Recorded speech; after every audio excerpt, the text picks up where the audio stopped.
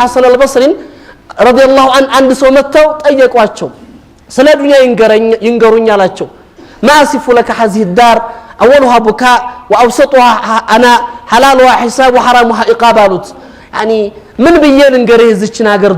ዱንያ ማለት መጀመሪያዋ ለቅሶ ነው ማከለኛዋ ድካም ነው መጨረሻዋ ጥፋት ነው ሐላል ብትሰራ ሂሳብ ነው ሐራም ብትሰራ ቅጣት ነው ምንዋን ነግረሃለው ነበር ያሉት ረህመቱላህ አለይ እቺናት ዱንያ እነን ከአኺራ ህይወት ጋር የምታወዳድሩት ከነዚህ ጉዳዮች ጋር አስቀምጣችሁ እስልምናን የምታቀርቡት ነው የሚለው አላህ Subhanahu Wa Ta'ala ይህ ከሆነ ፈተረበሱ ይላል አላህ Subhanahu Wa Ta'ala ይህን ምርጫ አርጋችሁ የተሻለ አርጋችሁ ይዛችሁት ከሆነ ተጠቀሙ ይላል አላህ የአላህ ውሳኔ እስኪመጣ የተሰጣችሁ አጭር እድሜ እስኪጠናቀቅ ድረስ አላህ ጋር እስክትቀርቡና እስክትገናኙ ድረስ እነዚህና መሰል ቁርአን አያቶች በተለያዩ ቦታዎች ላይ አላህ Subhanahu Wa Ta'ala ባሮቹን ይጠይቃል በጥያቄ መልክ ያቀርባል በእናንተ ልብ ውስጥ ቦታ ያለው ነገር ምንድነው ይያለ ያቀርባል ምንድነው ግምት የምትሰጡት ለምንድነው ቦታ የምትሰጡት ሁሉም ሰው ከምንም ነገር በላይ ለእስልምና ቦታ ለእስልምና ክብር ለእስልምና ደረጃ እስልምናን ከምንም ነገር በላይ እንዲያስቀድም ነው አላህ ቁርአን ላይ ያቀረበ ያለው በእኛ ልብ ውስጥስ ምንድነው ቦታ የተሰጠው በእኛ ልብ ውስጥ ምንድነው ቦታ ያለው እውነታውንም ዱንያ ነው ልባችን ውስጥ ያለው እውነት እነዚህ ተራ ነገሮች ናቸው የኛ ልብ የሞሉትና ወይም ደግሞ የተቀመጡት እነዚህ ነገሮች ልናስባቸው ግድ ነው ከዚህ አንፃር ነው እንግዲህ ሐያታችን ከምንም ነገር በላይ ቅድሚያ ሊሰጠው ከምንም ነገር በላይ ቦታ ሊሰጠው የሚገባው እስላም ከህይወታችን በላይ ውድ ነው ለዚህ ነው ረሱሉል አሚን ሐቢብ አልሙስጠፋ ሰለላሁ ዐለይሂ ወሰለም በተለያዩ ሰሃባዎቻቸው ጋር ባደረጓቸው ገድሎችና ትግሎች ሰሃባዎቻቸውን የሚያነሳሱበት ልዩ መፈክር ነበራቸው ልዩ ሆነ መለያ ለሰዎቹ እንደ ታፔላ ሆኖ የሚወጣ የሰዎችን ሞራል የሚቀሰቅስ የሰሃባዎችን ልብ የሚያነሳሳ ነበር አንዱ ማዕረካ ላይ ነብዩ እንደመፈክር ከመረጡት ውስጥ ምን ነበር دينك لحمك ودمك እስልምና ከደምህና ከስጋህ ውድ ነው የሚል መፈክር ነበር ይሄ ዲንህ ከዚህ ካጥንትህ ውድ ነው ከደምህ ውድ ነው ከስጋህ ውድ ነው ከምንም ነገር በላይ ውድ እንደሆነ እንድታስበው ሰሃባዎች አይሳሱለትም ነበር ያን መፈክር እየተመለከቱ ያን የነብዩ ቃል ይያዩ ሻዓራቸው አድርገው ከምንም ነገር በላይ ውድ አድርገው የሚጓዙት ምን ነበር እስልምናቸው ነበር ለህይወታቸው አይሳሱም ለገንዘባቸው አይሳሱም ለሁሉ ነገራቸው አይሳሱም በእስልምና የመጣው ነገር ሁሉ ከባድ ነው ነብያችን ሰለላሁ ዐለይሂ ወሰለም ኡር ጦርነት ላይ የተከሰተውን ነገር ታውቃላችሁ ብዙ ሰሃባዎች ያለቁበት ትልልቅ የሆኑ የእስልምና ምርጥና ብርቅዬ ልጆች የተሰውበት እና ሐምዛ ኢብኑ አቡ ጣሊብ እና አብዱላህ ኢብኑ ሐራም እና ሙስዓብ ኢብኑ ዑመይርን የመሳሰሉ ትልልቅ ሰዎች ሐያታቸውን ለእስላም ያስቀደሙበትና ከምንም ነገር በላይ መስዋዕትነት የተከፈለበት ብዙ መከራ የታየበት የነብዩ ሰለላሁ ዐለይሂ ወሰለም ለሐያት ለአደጋ የተጋለጠበት ወቅት ነበር የሁድ ማዕረከተ ለሁድ በጣም ከባድ ፈተና የታለፈበት ነበር የነብዩ ሪባኢያ ተሰብሯል የነብዩ ጥርሳቸው ተጎድቷል የተለያየ አደጋ ደርሶባቸዋል ፊታቸው በጦር መከላከያው ተበስቷል ጉድጓድ ውስጥ ወድቀዋል ይሄ ሁሉ ፈተና ይሄ ሁሉ መከራ አልፏል በዚህ ጊዜ ምንድን ነበር የተወራው ሸይጣን ያስወራው ወሬ ወይም ደግሞ ነፃ ያደረገው خبر ነበር ያን خبر ምን ነበር ነብዩ ሙተዋል የሚል ነበር ነብዩ ሙተዋል የሚል ቃል ተሰማ የነብዩ ሞት በሰሃባዎች ልብ ውስጥ የሚፈጥረው ከባድ ክፍተት እንዳለ ይታወቃል ለነብያቸው ያላቸው ክብር ቦታ ደረጃ እንዲህ የሚጠቀስ የሚገለጽ ስላልነበር ሰሃባዎች ተደናገጡ ሰሃባዎች የሚገቡበትን አጡ ጨነቃቸው ሁሉም ሰው ፈራ ነብዩ ሙተዋል እየተባለ ሲወራ ግማሹ ጦርነቱን ጥሎ የተቀመጠ እንዳለ ይታወሳል ግማሹ ጦርን ትቶ ቁጭ ብሎ የሚያለቅስ ሰው ነበር በዚህ ሰዓት ነበር አነስ ኢብኑ ነድር የተባለ ወጣት ሰሃቢ እና አብዱላህ ኢብኑ መስዑድን የመሳሰሉ ትልልቅ ሰሃባዎች ሰይፋቸውን ጥለው መሬት ላይ ተቀምጠው ሲያለቅሱ አይቷቸው ማእጅለሰኩም ያ አብዱላህ ምንድነው ያስቀመጣችሁ ሲላቸው ማተ ረሱላህ ነብዩ ሞቱ ምን እንደምናደርግ ግራ ገባን ሲሉት ምን ነበር መርሱ አነስ ኢብኑ ነድር ረዲየላሁ ቁሙ ሙቱ አላ ማ ማተ ቢህ ረሱላህ ነብዩ ሞቱ ተብሎ መቀመጥ ነው ነብዩ ለሞቱበት መንገድ መሞት ነው አላቸው ረዲየላሁ ዐንሁ ነብዩ ለሞቱበት ይሞታል እንጂ ነብዩ ሞቱ ተብሎ ይቀመጣል ይሄ አይደለም የሚያስተማሩ ረሱል ሰለላሁ ዐለይሂ ወሰለም ይሄን መስመር ነው ይዘው የተጓዙት ይሄንን መንገድ ነው ይዘው ሄዱትና ነብዩ ሞቱ ተብሎ ሲወራ ሰለላሁ ዐለይሂ ወሰለም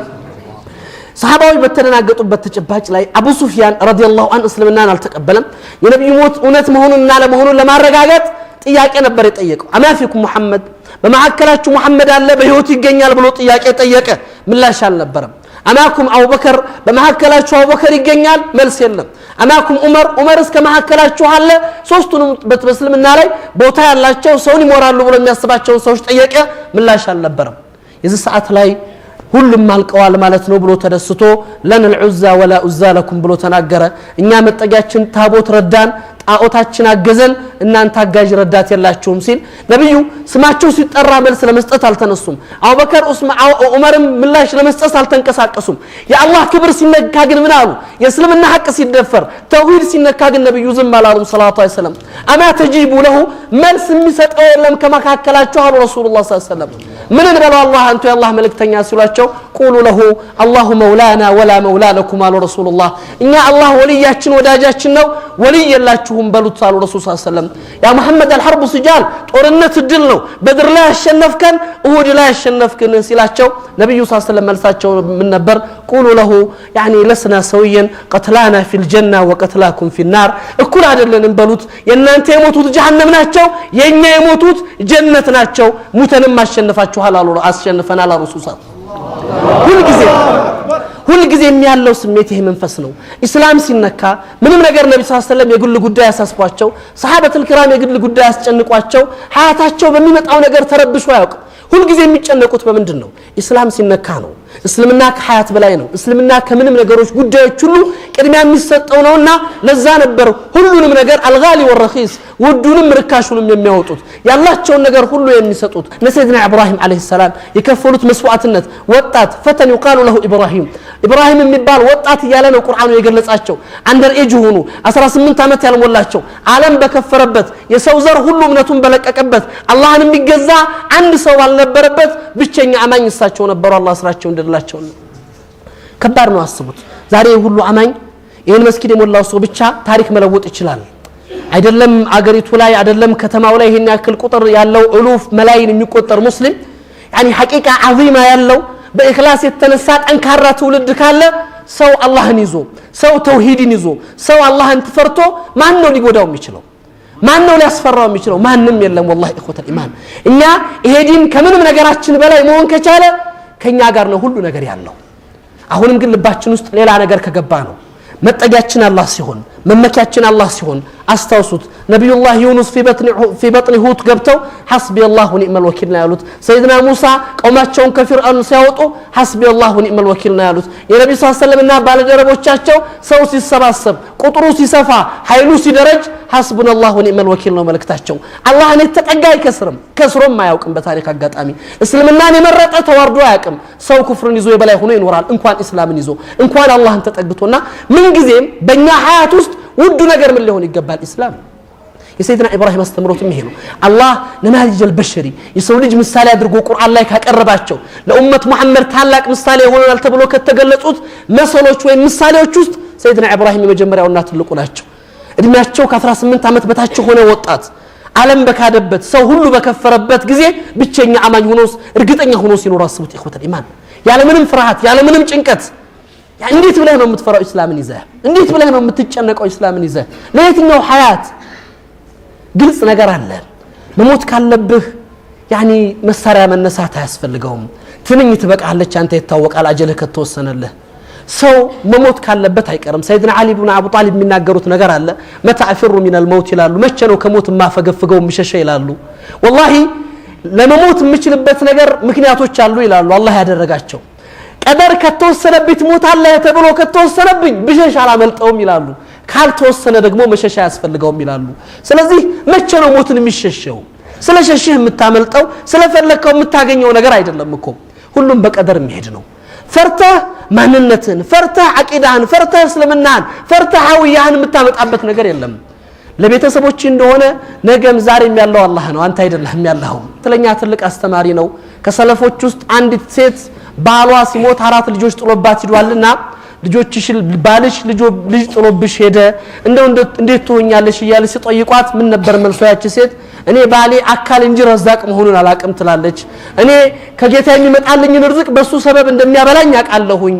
ራዚቅ ግን እንዳልሆነ ምረዳለሁ አለች አካሉ ቢሞት ራዚቁ አልሞተም ነው ህያው ነው ትላለች የሚያበላው ሰበቡ ቢበቀር ራዚቁ ህያው ነውና መቼም የሚቋረጥ ነገር የለም ነበር ያለችው